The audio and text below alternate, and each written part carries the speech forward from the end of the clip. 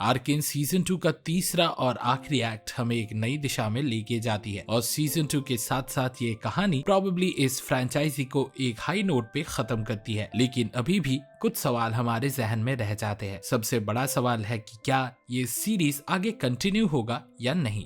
इसको बनाने पे जो मेहनत लगता है और जो खर्चा होता है उसको देखते हुए मुझे नहीं लगता कि ऐसा मुमकिन है। लेकिन शायद दूर भविष्य में हमें इसका एक स्पिन ऑफ सीरीज देखने को मिले। इस वीडियो में हम आर्केन सीजन 2 की एंडिंग को लेके बात करेंगे। तो चलिए इस वीडियो में देख लेते हैं कि एक्ट 3 में यानी एपिसोड 7 से 9 तक क्या क्या हुआ। ऐसे ही दूसरे वीडियोस देखने के लिए और हमसे जुड़े रहने के लिए चैनल को सब्सक्राइब कीजिए और वीडियो को लाइक और शेयर करना ना भूले। Thank you. और एक ह्यूज स्पॉइलर वार्निंग के साथ let's move on. Arcane season 2 का 7वां एपिसोड कहानी को एकदम अलग दिशा में लेके जाती है। 7वें एपिसोड की शुरुआत होती है एको के एक डिस्टॉर्टेड विजन के साथ, जहां वो पाउडर के साथ दिखाई देता है। ये दोनों वापस अंडर सिटी में दिखाई देते हैं, एक ऐसे ऑल्टरनेट रियलिटी में जो दिखाता है कि क्या होता अगर इस यूनिवर्स में लड़ाई या क्लास डिवाइड नहीं होती। तो सबसे जरूरी बात, अगर हेक्सटिक का आविष्कार कभी हुआ ही नहीं होता तो ये दुनिया कैसे लगती। गर्ट और माइलो जिंदा है और हर चीज एक पॉजिटिव ग्लो में दिखाई गई है। नोट करने वाली बात यह है कि वैंडर अभी भी जिंदा है और अपना बार चला रहा है। वैंडर पाउडर से बात करता है और कहता है कि वो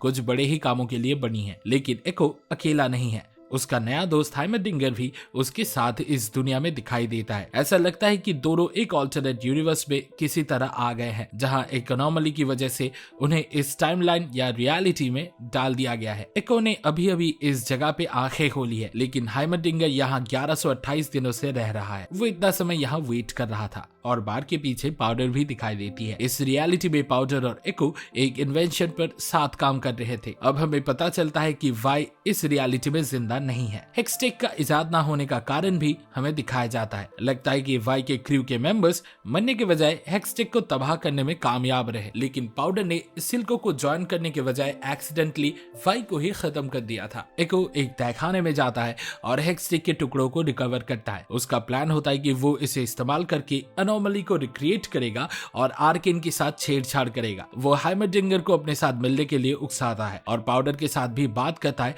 और उसे समझाता है कि वाई अपने आप में ही काफी स्ट्रॉन्ग थी और अभी वो एक आइकॉन बन गई है। एको के बनाया गया वाई का म्यूरल बिल्कुल जिंक्स के म्यूरल जैसा लगता है जो हमने सीजन 2 की शुरुआत में देखा था। दूसरी तरफ जेस एक डरावने सपने जैसे दुनिया में अपनी आंखें खोलता है जो पूरी तरह आर्केन की वजह से तबाह हो चुकी है। वहाँ कुछ ह्यूमनॉइड एंड्रॉइड्स मलबे के बीच जिंदा हो जाते हैं और लगता है कि जैसे वो जेस पर अटैक करने वाले हैं। जेस एक खाई में गिरने से अपने चलने की ताकत ऑलमोस्ट खो बैठता है और आर्केन की वजह से दुनिया का जो हश्र हुआ था उसे अपने आंखों से देखकर घबरा जाता है। इसी बीच एको, हाइमरडिंगर और पाउडर मिलकर उस अनोमली को रिकंस्ट्रक्ट करते हैं और उन्हें पता चलता है कि वो टाइम मैनिपुलेट करके खुद को वक्त में पीछे भेज सकते हैं। एको को समझ आता है कि टाइम लिमिट सिर्फ 4 सेकंड आगे बढ़ाया जा सकता है, जो वो हाइमरडिंगर के भयानक विजन्स के जरिए समझता है। उस विजन में हाइमरडिंगर की मौत हो जाती है। उस रात की एक बड़ी पार्टी में दिखाया गया है कि सिल्को अब भी जिंदा है और लगता है कि वो और वैंडर अब फिर से दोस्त बन गए हैं। अपनी पुरानी बातें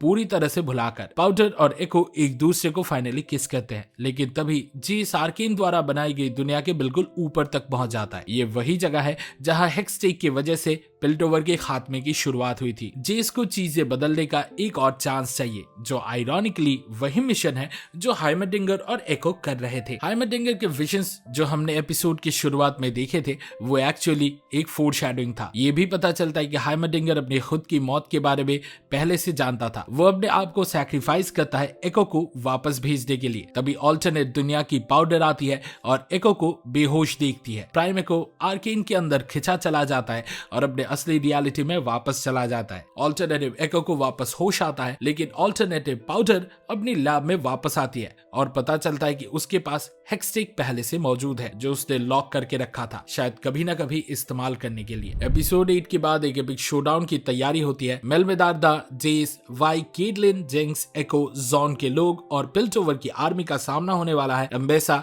उसकी शिमर पावर नॉक्शियन सेना, महाशक्तिशाली विक्टर, विक्टर के रोबोट सेना और ज़ॉम्बी बन चुके वॉरविक से। एपिसोड 9 की शुरुआत होती है जिंक्स की एक खतरनाक अटेम्प्ट के साथ, जिसमें वो अपने जेमस्टोन पावर्ड बॉम्ब से अपनी जान लेना चाहती है अपने सेल में वाई को बंद करने के बाद, क्योंकि उसे पता था कि उन दोनों बहनों का अंजाम वैंडर और सिल्को जैसा ही होता। तो वो इस सर्कल को खत्म करने की कोशिश करती है। एको ऑल्टरनेट डायमेंशन से वापस अपनी डायमेंशन में आता है जिंक्स को बचाने के लिए। उसे बार बार अपनी टाइम रिवर्सल मशीन का इस्तेमाल करना पड़ता है जिंक्स को धमाका करने से रोकने के लिए। लगता है एको अपनी ओरिजिनल डायमेंशन में जिंक्स से प्यार करता था और दुश्मन बनने के बाद भी ये सिलसिला जारी रहा। इधर जब नॉक्शियंस और पिल्टोवर के योद्धाओं के बीच लड़ाई पीक पर होती है तब जिंक्स, एको और एको की फायरलाइट्स की सेना एक एक्सप्लोसिव एंट्री मारते हैं। इन्होंने नॉक्सियन सेना और विक्टर के रोबोट्स को काफी हद तक हरा दिया था, लेकिन सबसे इमोशनल मोमेंट तब आता है जब विक्टर वॉरविक को उनके ऊपर कहर ढाने के लिए छोड़ देता है। जिंक्स और वाई ने वॉरविक को रोकने की कोशिश की, लेकिन वॉरविक उन दोनों की मिलीजुली शक्तियों से भी ज्यादा ताकतवर था। विक्टर की जादुई ताकत और कंट्रोल बंद होने के बाद भी वॉरविक वाई को अटैक करता रहा। इसके बाद जिंक्स ने वॉरविक को रोकने के लिए एक बोल्ड स्टेप लिया। वो वॉरविक के साथ हेक्सगेट के कोर में जेमस्टोन लेके कूद गए। इसके बाद जिंक्स ने अपने बॉम्ब को ब्लास्ट कर दिया जो वो शुरू से ही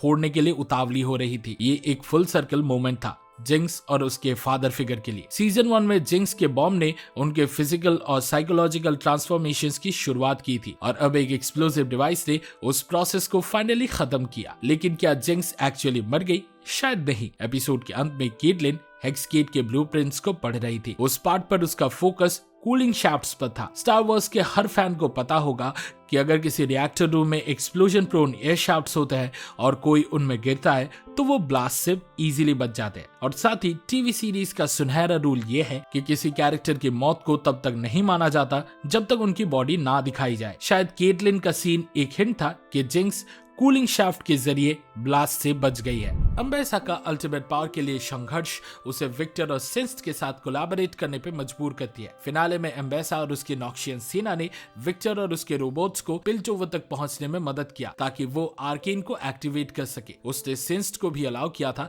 कि वो नॉक्शियन सेना को शिमर की शक्तियां दे दे। साथ ही अम्बेसा ने अपने आप को मैजिक रूल से लैस कर लिया था और भी ताकत से लड़ाई करने के लिए। केटलिन की सेना ने अच्छा फाइट तो किया, लेकिन वो नॉक्शियंस की शक्तियों के सामने टिक नहीं पाए। एम्बेसा ने सिर्फ ब्रूट फोर्स नहीं दिखाया, वो काफी चालाक भी थी। उसने बैडी नाम की एक स्पाई को केटलिन के स्क्वाड में प्लांट किया था जो सही वक्त आने पर केटलिन को धोखा दे देती है। एम्बेसा ने प्रिटेंड किया कि वो विक्टर के कुकून को हेक्सगेट तक पहुंचा रही है, लेकिन उस कुकून के अंदर कुछ भी नहीं था। ये एक डिस्ट्रैक्शन था, जबकि विक्टर चुपके से अपग्रेड होकर जेमस्टोन मैश की तरफ जा रहा था। मैडी ने केटलिन को गोली मारने की कोशिश की, लेकिन मेलमिडादा लास्ट मोमेंट में अपनी मैजिक का इस्तेमाल करके बुलेट को वापस उसी के भेजे में लॉन्च कर दिया। उसके बाद एम्बेसा ने केटलिन और मेल इन दोनों के साथ अकेला फाइट किया। केटलिन ने अपना दाहिना आंख सैक्रिफाइस करके एम्बेसा के रूल्स को उसकी बाहों से अलग कर दिया और मेल ने एम्बेसा को ब्लैक रोज की दुनिया में ट्रांसपोर्ट कर दिया। एम्बेसा ने मेल को उसकी चालाकी और शक्तियों के लिए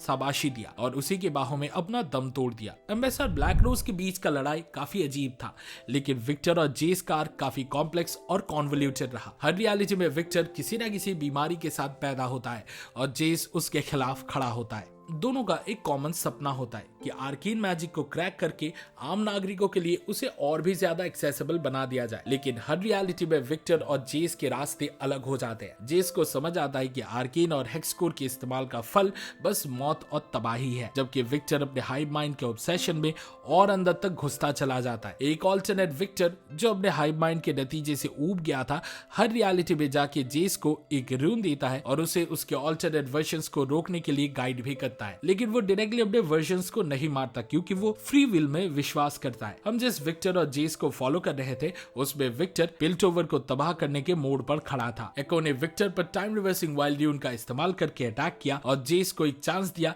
कि वो विक्टर के साथ प्रॉपर्ली बात कर सके। जेस ने विक्टर को दिखाया कि उसके ऑल्टरनेट वर्जन्स क्या कर रहे थे और विक्टर को समझ आया कि परफेक्शन का खोज बिल्कुल पॉइंटलेस है क्योंकि इंसान अपनी इम्परफेक्शन की वजह से ही अलग है। विक्टर ने हेक्सकोर का कनेक्शन तोड़ दिया जो जेस और विक्टर के इकट्ठे मर जाने का कारण बना। विक्टर के रोबोट्स बंद हो गए और पिल्टोवर और जाउन वालों ने अपनी कंट्रोल वापस ले ली। सीजन 2 के अंत में पिल्टोवर और जाउन के लोग उन शूरवीरों को ट्रिब्यूट देते हैं जिन्होंने एम्बेसा और विक्टर को रोकने के लिए अपनी जान दी थी। एको उसी जगह पर बैठा था जहां उसने ऑल्टरनेट जिंक्स को किस किया था।